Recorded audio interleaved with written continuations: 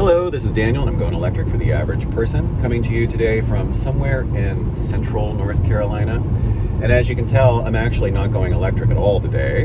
I am in a Mitsubishi Highlander, Outlander, something like that.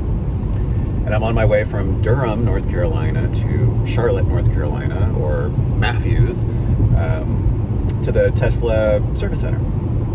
Now, my last video left off with my beautiful 2020 blue Tesla Model Y with white interior and 20-inch wheels being schlepped away on the back of a flatbed tow truck. And this video is going to talk about what happened after that. And specifically, it's going to focus on the roadside assistance experience and then the repair center experience. I'm going to talk about the major repair, a couple minor things I wanted Tesla to look at, and then the bill, and then a couple thoughts that I have about this whole experience. So let's begin. Now, before we jump into it, I'm going to throw a couple bones. I'm going to throw a bone to the haters, and you Tesla haters know who you are. And then I'm going to throw a bone to the Tesla fanboys and fangirls, and you all know who you are, just so I can get that out of the way so we can move forward with this rational discussion. To the haters, I am going to start this video by saying I know Tesla recently ranked number 19 out of like 20 global car manufacturers in terms of quality. And I will say that's not a good thing. And I will say that I don't like it. I will also say that I expect Tesla to improve rapidly.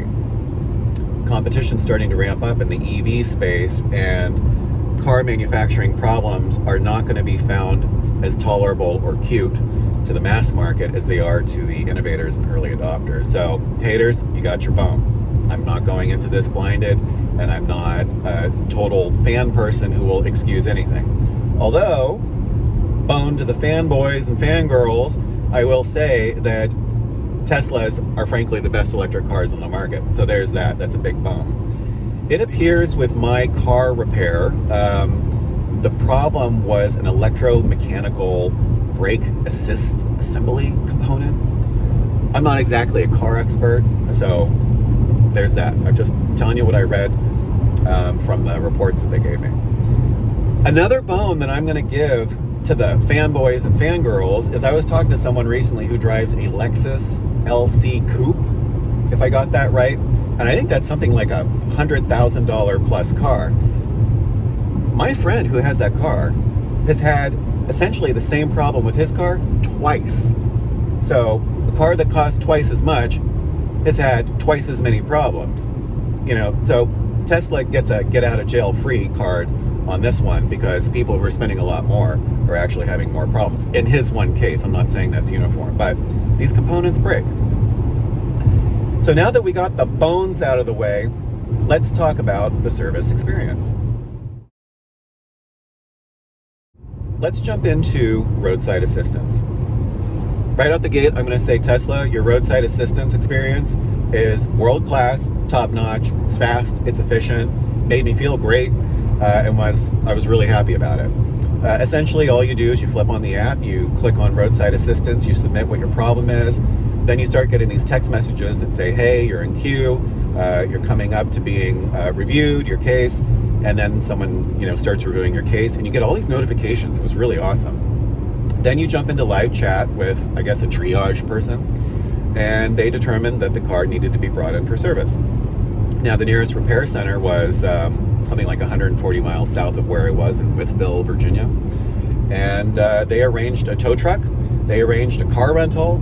It was quick. Before I knew it, I was in this Mitsubishi, and my beloved Tesla Model Y, who I call BlueLightning, was gone. Very efficient Tesla. You guys are really good at taking people's cars. Congratulations. Now, the service center experience. My car experienced this brake problem on December 30th, at the end of the year, at the end of day. So, the car was towed, end of day, it arrived down in North Carolina. I don't expect anything to happen that same day. Day 2 was a Thursday, which was the 31st of December. Then we go into New Year's Day, closed. Then we had the first weekend of January, the 2nd and the 3rd, probably also closed. Then I was back in North Carolina on Monday the 4th. Tesla, I didn't get any communication from you guys. Once it left Roadside Assistance and moved into the service part of the experience, I got nothing. All I knew is my app no longer could communicate with my car, and it said something like in service. I assumed that meant the car had not been stolen in transit. I assumed that meant it made it to its destination. You don't have any communication with your car. You don't have location services. You don't have anything. Tesla, it would be nice if you could send me a text and say your baby made it safe and sound. That would have been good. So I was going to go to North Carolina anyways, and I swung by Matthews outside Charlotte to check on the car. I couldn't see it on the lot. I couldn't see it in the building when I was looking around. I couldn't see it behind the fence. I just had to hope it was there. And I went there the day before on Sunday, and then went back to actually check in with service on Monday. The team were super friendly when I showed up. There was a little bit of a line, but hey, that's the world, you know. Super friendly people, really engaging, informational, and all the rest of it. Loved them. So I got confirmation my car was there. When I showed up on that Monday, the team had mentioned that because we are in a pandemic and over the holiday, a good number of their repair team were out on COVID sick leave. I mean, what are you going to do? It's a holiday. Everyone's getting COVID. Pandemic's out of control. And this is obviously hitting Tesla repair. So Tesla's going to get those get out of jail free cards, holiday plus pandemic. And the repair center people said that it was going to take a little while before they could actually look at the car. But when they took it off the flatbed, that they did not notice anything wrong. So that was a little problematic because if you look at my previous video, you'll know something was not good at all. So I actually played the video of the car to the service repair center, and they're like, okay, that's absolutely something. So takeaway here, if you ever experience anything wrong with your car, get it on video and show it to the team. That's pro tip for anything in the world. So a couple days go by. I relocate to Durham, North Carolina, and I just work remotely. Fortunately, I'm in this super flexible period of my life. I can work remotely. It was great. So I actually didn't really need my car. But I kind of hoped I would have gotten some communication. I did not get any communication from the service center at all. So I constantly had to kind of ping them. And I'm not the annoying type, so it wasn't constant, but the main concern for me is with my car rental. The car rental agency was calling me up and saying, hey, we got a Tesla repair contract for 2 days.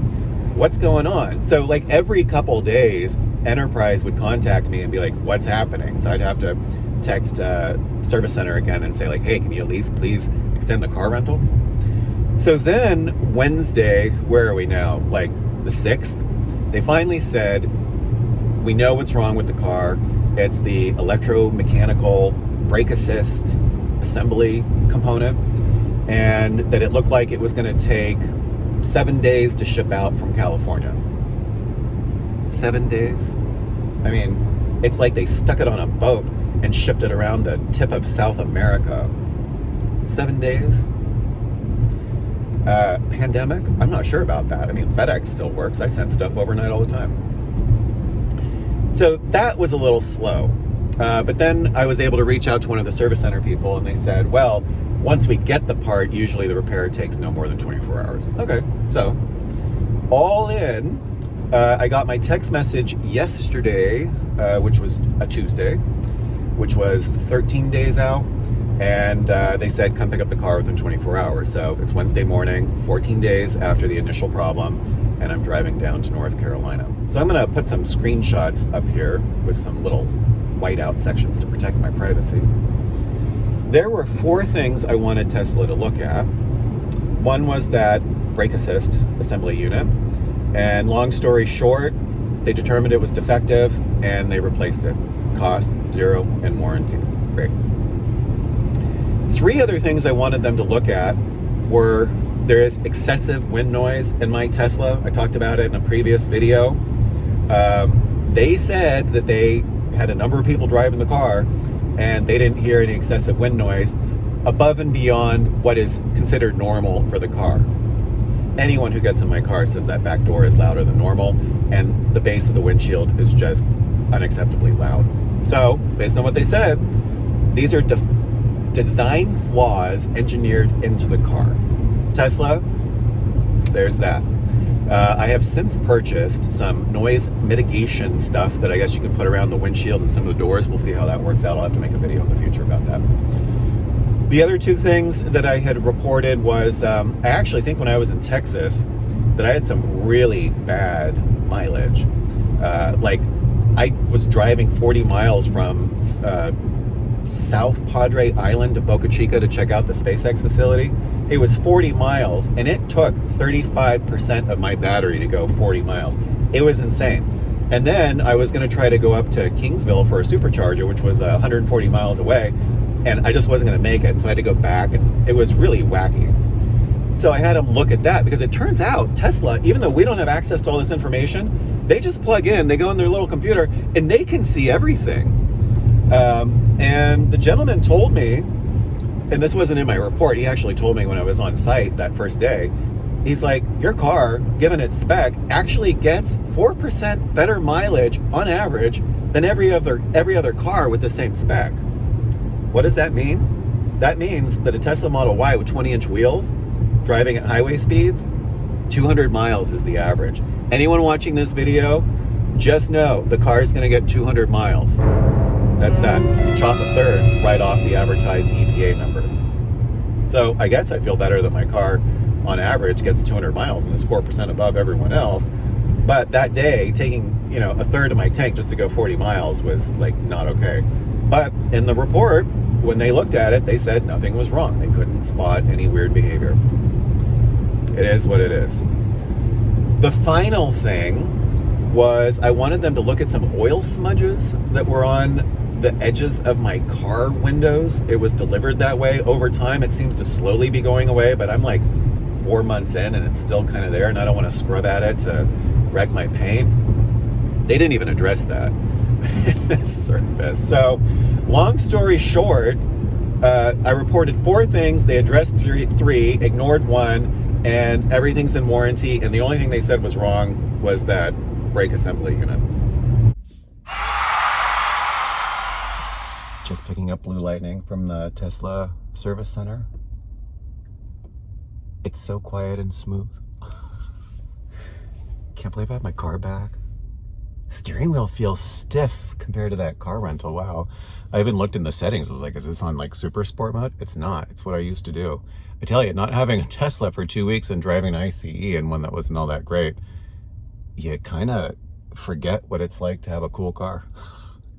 All right, I'm gonna go find a touchless car wash and wash this beast because it was a mess when it got towed away and it's still a mess today. So here we are coming up on the end of the video, and I'm gonna give you my opinion on the service experience, and you're gonna get a bonus clip because something very interesting regarding my range and mileage has occurred since I picked up my car 100 miles back. In a nutshell, I would say the service experience was fine. I went into the service experience with like 0 expectations or even negative ones because a lot of the stuff I had seen online were, was not positive. As I mentioned before, Roadside Assistance, world class. The service center stuff, the service itself and the service team, at least at Matthews, North Carolina, Tesla was like top notch. Super awesome people. Every single person I talked to was knowledgeable, professional, friendly, patient, informative, like really great. If there's anyone at Tesla at corporate right now, give them all a spot bonus. They're working hard. It's a pandemic. Everyone's probably angry because the holidays and there's like a bunch of cars getting repaired, but really a great group of people. So from a personnel point of view, service was awesome. The only dings that I give the service experience, I'm not going to ding till 2 full weeks because, as I mentioned, holiday weekend, pandemic, people were out sick on their staff. Like, it's just America in January 2021. What are you going to do? Now, I would also want Tesla in the future to really focus on its systems of communication, like the automated aspect of it, where when your car transfers from roadside assistance over to service center, there has to be a text that comes out or a message through the app that says, your car has been received at this location. It's not stolen, like, or missing, or whatever your verbiage. Like, we've happily taken your car. I need that. Like, where's my car? I didn't know for a long time. Now, enough service. It was fine. Hopefully I don't have to go through another service again. We'll see. It's a car. Things break. Next up, this little miracle that has happened in my car in the last 100 miles. So I mentioned before, and probably every other video I've ever made, I've made like, what, 23 now? The mileage in my car, nope, Tesla autopilot trying to take me off the highway here, bring it back. My range, the watt hour per mile range, if I'm doing 65 to 75, is average closer to like 340, 350 plus. And when I was talking to the Tesla reps, they were telling me, yeah, the system is showing that you're getting around 250, 260, 270, depending on the conditions. And I just couldn't believe it because it just wasn't true. It really wasn't true. And then their assessment couldn't find anything wrong with my Boca Chica. There's a car coming up here on the right. I'm gonna punch it a little bit to get out of the way here. They just were not seeing what I was experiencing. And that's a little frustrating. So, anyways, no resolution. They said they couldn't see it. We weren't agreeing. What are you gonna do? So I get on the road. Let me get back over one more. I get on the road and I'm driving like 30 miles, heading back to Durham, 40 miles, and I'm looking at the efficiency rate in the car, and it's showing me like 260 watt hours per mile. And I'm thinking, this is not happening. Like, this is a joke. I've never seen this kind of range on my car. And I've even talked to people on the road at supercharger stations, and they're like, yeah, my Model Y is only getting like 200 miles if I'm lucky. Okay, so I figured that's normal. While the car was in service, they updated the operating system. And so now I have the fun little visualizations on the screen.